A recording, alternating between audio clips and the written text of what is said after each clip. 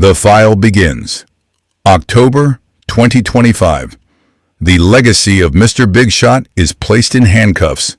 His name, once synonymous with clutch plays and championship gold, is now shackled to a federal indictment. The charges read like an anatomy of a fall: money laundering, wire fraud, and the word that poisons everything it touches: Mafia. The news breaks not like a wave, but like a pane of glass shattering in a quiet room. It's a clean, sharp, irreparable sound. The accusation isn't just about gambling. It's about rigged games. High-stakes poker rooms, where X-ray technology allegedly turned cards into glass and trust into dust. Prosecutors claim Billups was not merely a player. He was the marquee. The face used to lure wealthy marks into the meat grinder. This is the first chapter in his post-mortem audit. The immediate aftermath is a symphony of silence. The phones of former teammates, the ones who celebrated with him in 2004, now ring unanswered. The league, a machine built on image, moves swiftly to cauterize the wound. Suspension. Indefinite. Without pay. A digital execution. The Portland Trail Blazers organization releases a statement. It is cold, precise, and smells of lawyers' fees. Those who do speak offer hollow platitudes, words polished to a high sheen, reflecting nothing. It's the shockwave of betrayal, or perhaps the quiet recognition of a darkness they always suspected but never dared to name. His career record for the season is frozen in amber. 1 win, 2 losses, a pathetic footnote to a mutilated fate. The NBA, a family that once embraced him, now treats him like a ghost at the feast. A problem to be managed. To understand the anatomy of this fall, the audit must rewind. Back to before the indictment, before they hushed phone calls. Back to the source code of the man himself. Chauncey Billups was forged in Denver's Park Hill neighborhood, a place of concrete and aspiration. He wasn't the most athletic, not the fastest. His currency was intelligence and an almost pathological work ethic. His legacy was built brick by brick, shot by shot. In Detroit, he became more than a player. He became an idea. Mr. Big Shot, the man you give the ball to when the world is ending. He was the calm center of the storm, a floor general whose leadership was as tangible as the championship trophy he hoisted. His public persona was impeccable, a devoted family man, a pillar of the community. His success smelled of fresh, hardwood floors and earned respect. It was a clean narrative. Almost too clean. But every empire has its shadow economy. The official story is never the whole story. The pressure to remain Mr. Big Shot long after the body begins to betray you is a quiet torture. The adulation of the crowd is a drug. Its withdrawal is a special kind of hell. Whispers began to circulate years before the federal agents arrived. Rumors of high-stakes card games, of a taste for risk that extended far beyond a last-second jumper. These were dismissed as the background noise of fame, the cost of doing business in a world of excess. But the signs were there for those who knew how to look. A certain restlessness in his eyes during interviews, an association with figures who lived in the gray twilight between legitimate business and the underworld. He was building a second life in the dark, one financed by the reputation he had so carefully constructed in the light. This was the fatal mistake, the belief that the two worlds would never collide, that the man on the court could remain separate from the man at the card table. The end began not with a bang, but with a digital whisper. An anonymous tip to an FBI cybercrime unit buried in a mountain of data. The tipster wasn't a concerned citizen. He was a professional poker player, Matt Berkey, who had documented the impossible odds and the strange losses in a private ledger for 2 years. His complaint, initially dismissed as sour grapes, was flagged by an algorithm searching for patterns in high-stakes fraud. It was the first thread. Federal agents in Miami, working a separate case on sports betting involving a player named Terry Rozier, found a name that kept reappearing in wiretapped conversations. A facilitator. A man who arranged games for the very rich and the very famous. That name led them to a series of encrypted transactions. A river of money flowing from legitimate accounts into a digital void. And at the headwaters of that river, they found a name they recognized. Chauncey Billups. The investigation wasn't personal. It was an autopsy of data. A cold, methodical inventory of sins committed in the quiet hum of servers.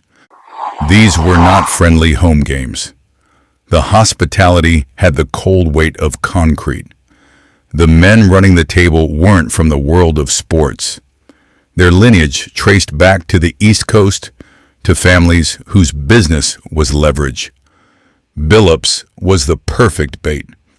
A legitimate hero, Mr. Big Shot, whose presence guaranteed a steady flow of wealthy marks. But he misunderstood his role in this theater of deceit. He thought he was a partner. He was the marquee attraction. The organization used the games as a factory for compromise. The dossier speaks of Röntgen technology, a crude term for sophisticated card-scanning hardware built into the tables. It wasn't just about winning pots. It was about choosing who loses and how much. A celebrity, a CEO, a politician deep in debt to these men is not a gambler. He is an asset. Billups wasn't just laundering money, he was laundering people, turning pillars of the community into puppets, all under the shadow of his own stolen legacy. The anatomy of this deception was brutally elegant. The poker table wasn't just furniture, it was a surgical instrument. Federal exhibits, later unsealed, detail a system that made a mockery of chance. A custom-built scanner, concealed within the table's felt and wood, read the deck during the shuffle. Not with X-rays as the street-level whispers suggested. The technology was more insidious. It read the minute imperfections on the edge of each card, printed by a colluding manufacturer. The data was processed in a server room 1 floor below. The odds, the hands, the probabilities, all calculated before a single chip was tossed. An algorithm then decided the most profitable outcome, not just for the pot, but for the long-term value of the indebted player. A designated mechanic at the table, or sometimes a high-value guest they wanted to empower, would receive the instructions, a vibration in a shoe, a signal via a micro earpiece no larger than a grain of rice. It was a ghost in the machine, whispering the gospel of a rigged future. The warnings from professionals like Matt Berkey in 2023 were not just ignored. They were treated as the sour grapes of a lesser player. He saw the statistical impossibilities. He smelled the rot. But in a room where a legend like Billups vouched for the game, who would listen to a simple mathematician? The game wasn't about winning. It was about harvesting. The empire of silence crumbled not from a single blow, but from 1,000 digital cuts. The indictment was not built on rumor. It was a monument of data. The investigation began with a thread. A disgraced tech executive, ruined by the games, who traded his testimony for a lesser sentence. His confession unlocked the first door. But the true breakthrough was forensic accounting. Agents traced the flow of money, a river of tainted cash flowing through a complex delta of shell corporations, art sales, and bogus consulting fees. Billups's $5 million buy-in was just the entry point. The wiretaps came next. For months, the FBI listened as the architects of the scheme spoke in clumsy code. Delivering the wine meant a player was ready to be squeezed. Checking the weather was a query about law enforcement proximity. Billups himself was rarely explicit. His fatal error was not what he said, but the silence he kept when others detailed the crimes. His presence was his endorsement. The final piece was a raid on the server room. The hardware had been wiped, but not by professionals. In the digital ghost lands of the hard drives, technicians recovered fragmented data, player names, debt ledgers, and fragments of the cheating algorithm itself. This was the verdict, written in binary. The paper trail, the recorded whispers, and the digital echoes all converged into a single document, a federal indictment. The moment it was unsealed, Chauncey Billups ceased to be a coach, a legend, or Mr. Big Shot. He became defendant 27 CR 309. The title defendant was a concrete block tied to his legacy. The media descended on the courthouse like vultures to a carcass. A chaotic ballet of microphones, cameras, and shouted questions. His walk from the black SUV to the courthouse doors was a new kind of gauntlet, far removed from the hardwood floors where he once commanded respect. The flashbulbs were small, cold explosions, stripping away the last veneer of the legend. Inside, the air was thick with the scent of old paper and quiet desperation. The prosecution's strategy was simple, brutal arithmetic. They laid out the case not as a crime of passion, but as a business plan, a ledger of sins. They presented bank transfers as exhibits, wiretaps as minutes from a board meeting. Their narrative was that Billups wasn't just a player at the table. He was the marquee attraction, the seal of legitimacy on a crooked enterprise. The defense countered by selling a different kind of fiction. They painted a portrait of a man blinded by the light of his own fame, gullible, used. Their entire case was an attempt to chisel away at intent, arguing that his presence was a mistake, not a conspiracy. They weren't selling innocence. They were selling reasonable doubt, the most expensive commodity in the American legal system. The trial became a public autopsy, and every citizen was a medical student. The paper trail was cold. The digital ghosts were silent. Pause. But soon, the ghosts would be given a voice. The first ghost to testify was a man named Scott Toledo, a low-level operator from the ring. He spoke not with anger, but with the weary resignation of a subordinate who finally saw his chance to shift the weight of the crime upward.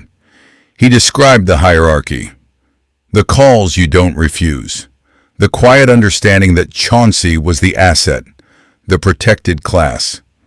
His testimony chipped away at the defense's portrait of a naive celebrity. Then came the victims. A tech mogul, his face a mask of controlled fury, spoke of betrayal. He hadn't lost money. He had lost a friend. He detailed a night where he felt something was wrong, a nagging suspicion he dismissed because he was sitting next to Mr. Big Shot. The trust he had placed in the man was now just another entry in a prosecutor's evidence log. Within the NBA, a quiet disillusionment settled in like a winter fog. His 2004 championship ring, once a symbol of impossible victory, was now mentally reframed as an artifact of a different life. A life that was now inadmissible. The final witness of the week was Matt Berkey, the poker professional who had sounded the alarm years prior. He was not emotional. He was a technician explaining a broken machine. He walked the jury through the mechanics of the fraud, the physics of the cheat. He explained the marked cards, the infrared signals, the almost imperceptible edge that turned a game of chance into a pre-written verdict. He described the custom contact lenses required to see the isotope-laced ink. Pause. Lenses the FBI had found in a designer travel case, right next to a finals MVP trophy. The prosecution presented the trophy and the lenses as a match set, the tools of a champion and the tools of a cheat. An inventory of sins was underway. The FBI's forensic accountants began their own autopsy, not of a body, but of a fortune. On paper, Chauncey Billups was financially secure, a fortress of generational wealth built on contracts, endorsements, and a league pension.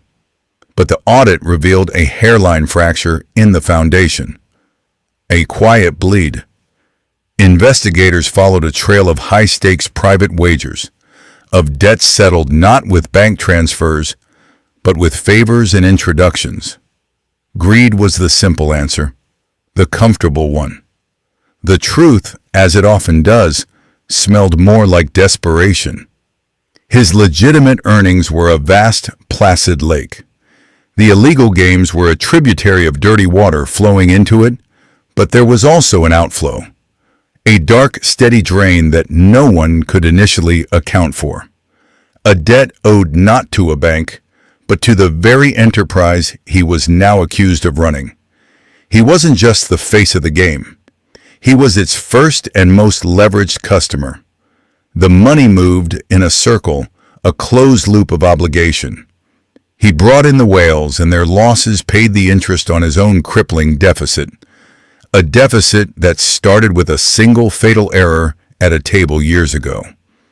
A handshake that was actually a signature on a blank check. The prosecution argued he was a predator. The numbers suggested he was also, pause the bait. The defense rose to present its case. Their strategy was not to deny the facts, but to repaint the entire mural of the crime.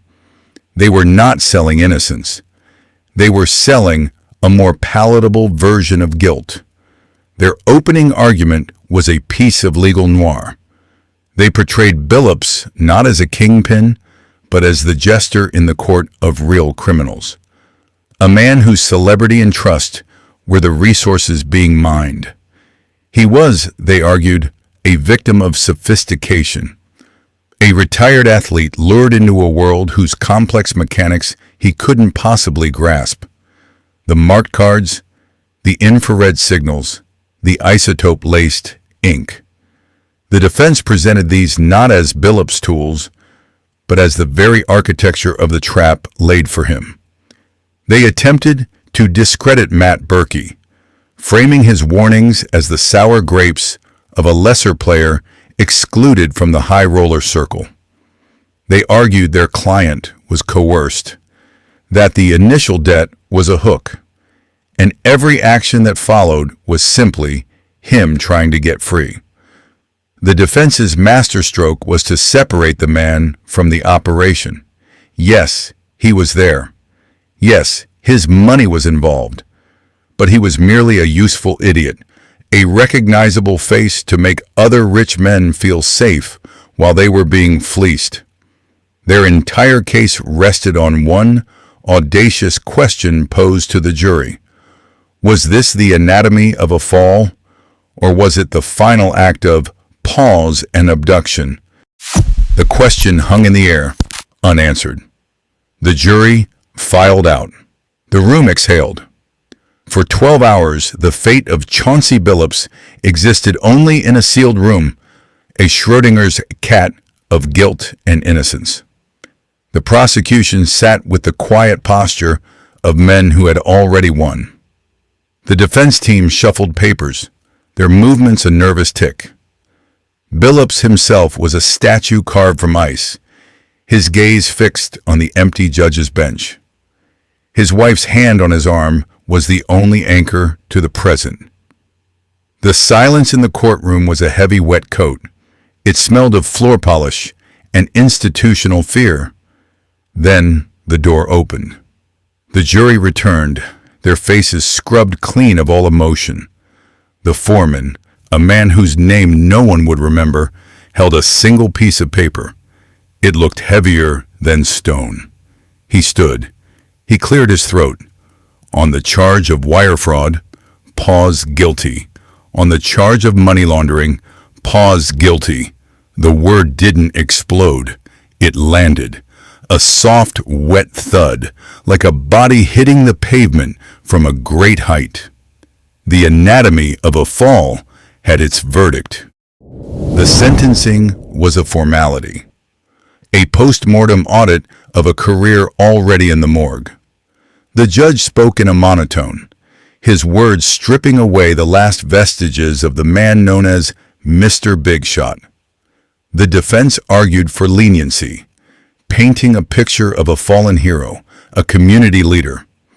The prosecution simply pointed to the evidence, the numbers, the transactions, the cold mechanics of the crime. The final inventory of sins was tallied. The sentence was not a surprise. It was an inevitability. Federal prison for a term of 7 years. A fine that vaporized a significant portion of his net worth. His legacy, once polished gold, was now just scrap metal sold for parts. The NBA issued a statement within minutes. A lifetime ban. His name was scrubbed from the league's official narrative. The Trailblazers terminated his contract citing the morals clause, a clean, surgical cut. There was no golden parachute, just the long drop. The man who once orchestrated championships on the court was now just another federal inmate number. This was his final box score. The final box score was logged. The game was over. Now began the anatomy of confinement. The tailored brownie suit, once a second skin of success, was exchanged for coarse cotton, a number stitched over the heart where a championship logo used to be. The world of private jets and five-star hotels collapsed into a 6-by-9-foot concrete box. His new address, FCI, Sheridan, Oregon.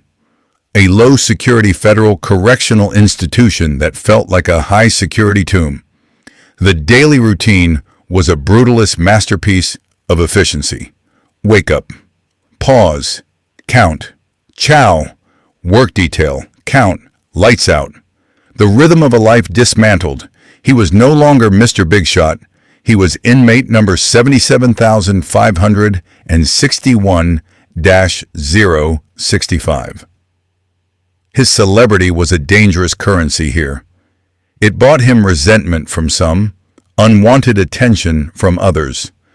The first week was a silent negotiation for survival, learning the unwritten rules of the yard. But it was the incident in the laundry, a quiet confrontation over a perceived slight, that cemented his new reality. There were no referees here. Pause. Only consequences. The man who once commanded the floor of the NBA now mopped it, the scent of industrial bleach replacing the smell of victory champagne. The sentence was not his alone. It was a debt his family would pay in whispers and averted gazes. His wife, Pause Piper, became the reluctant warden of their gilded cage in Colorado, the mansion now feeling more like a mausoleum. The scandal had poisoned the air. Old friends stopped calling. Invitations dried up. Their silence was a fortress, built brick by brick against the storm of public opinion. The children learned a new vocabulary, words like appeal, parole, and visitation.